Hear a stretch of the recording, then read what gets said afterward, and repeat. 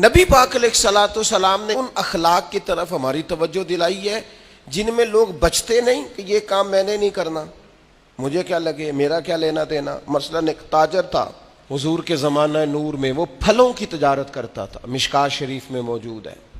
کسی وجہ سے اسے نقصان ہو گیا۔ تو انسان جب تجارتیں کرتا ہے، زندگی گزارتا ہے، تو جہاں اسے نفع ملتے ہیں وہاں کہیں کہیں اسے خسارے بھی ملتے ہیں۔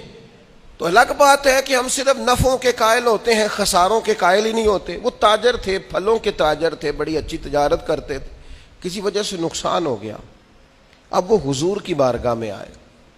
ہمارے ہاں یہ ہوتا ہے کہ لوگ کہتے ہیں میرا کیا لینا دینا، بلکہ اگر کوئی بندہ اس طرح کا مسئلہ حل بھی کرا رہا ہو تو کہنے حضرت صاحب تو آڈا نہیں ہے کام۔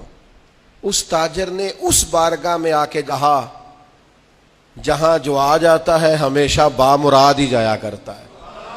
یا رسول اللہ صلی اللہ تعالی علیہ وسلم، میں پریشان ہو گیا ہوں۔ اور پہلے جب آدمی مالدار ہوتا ہے تو دائیں بائیں رش بھی ہوتا ہے، اور جب اس طرح کے حالات ہو جائیں تو وہ جو بڑے قریبی ہوتے ہیں وہ بھی کئی دفعہ ساتھ چھوڑ جاتے ہیں۔ ساری عمر ہی آٹا گد ہے تے لکھاں کیتے پیڑے، اب وقت آیا ہی تے محمد بخشا کوئی نہیں ہوں بیٹھا نیڑے۔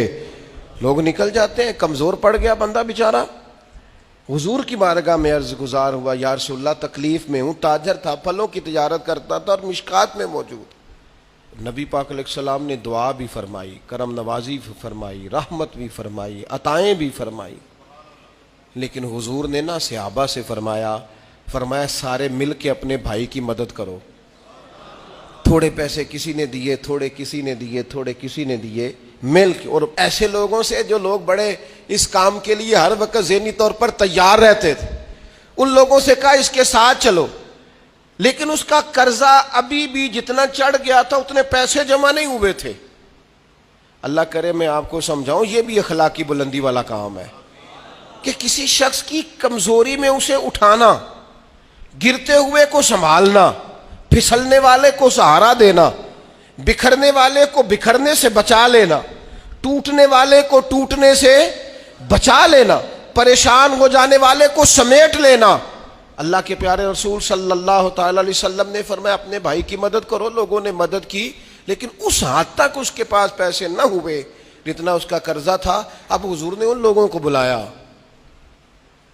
جن کے اس نے پیسے دینے تھے، اور پیسے دینے والوں سے کہا کہ اس کے پاس اتنے ہیں، اتنے لے لو، اور چلو تم بھی کچھ نیکی کرو، کچھ لے لو کچھ چھوڑ دو۔ یہ کون کرا رہا ہے؟ رحمت للعالمین نبی۔ اور ہمارا جب کوئی بندہ اس طرح الجھ جاتا ہے پھر تو وہ ساڑا لگتا ہی کچھ نہیں نا۔ اتنے دنوں تک نہ رشتہ داری ہوتی ہے، نہ دوستی ہوتی ہے، نہ تعلق۔ وہ تیری آنکھ ہو یا سنگ ملامت کی چبھن، کون پہنچا ہے میرے درد کی گہرائی تک۔ دور شہرت میں تو یاروں نے کیا یاد بہت، پر ساتھ آیا نہ کوئی کوچے رسوائی تک۔